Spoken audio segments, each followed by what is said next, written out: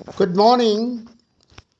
Today we shall see a few common words expressing attitudes towards life. This is very important for us.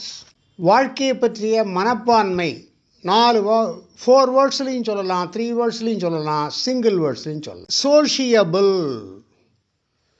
Sociable அப்படின்னா enjoying others கம்பெனின்னு அர்த்தம்.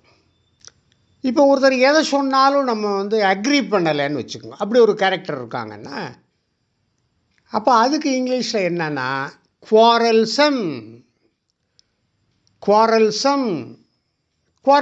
அப்படின்னா டிஸ்அக்ரீயிங் with others, பிறரோடு மறுத்து பேசுதல்.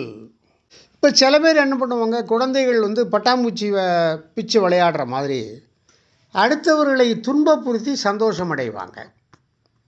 அடுத்தவர்களை துன்பப்படுத்தி அந்த துன்பத்தை பார்த்து தான் சந்தோஷப்படுவாங்க. அவங்களுக்கு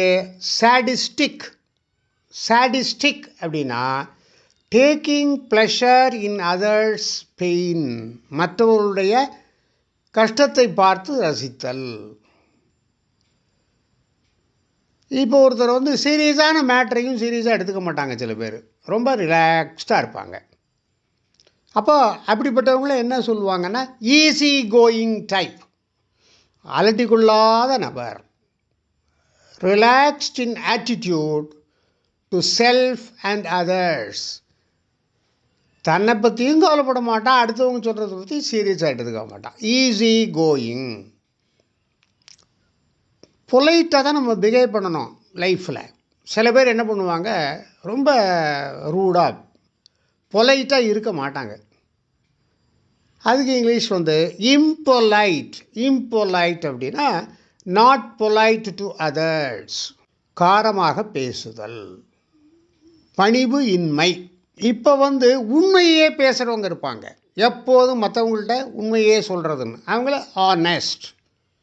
ஆனஸ்ட், நேர்மையும் உண்மையுமாக இருத்தல்.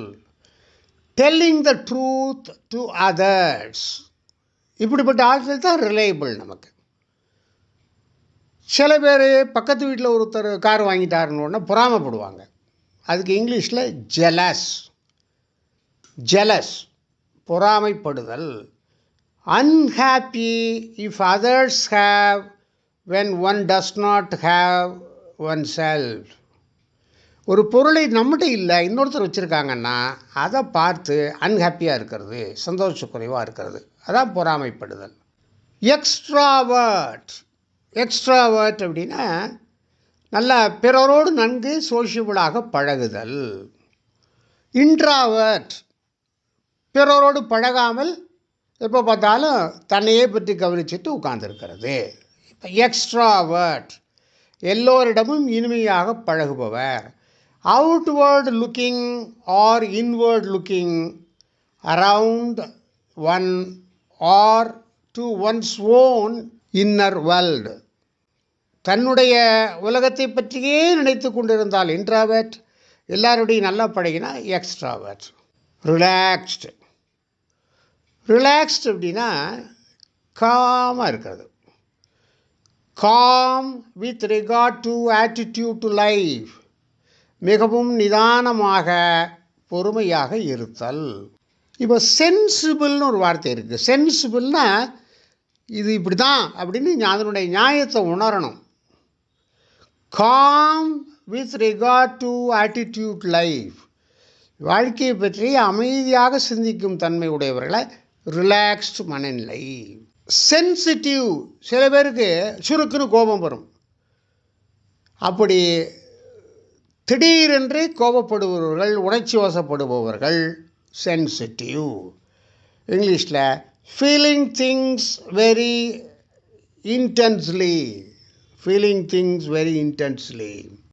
Sociable, quarrelsome, sadistic, easy going, impolite, honest, jealous, extrovert, relaxed, sensible, sensitive.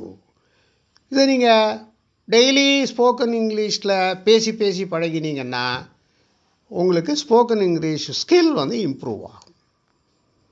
So thank you very much. Have practice.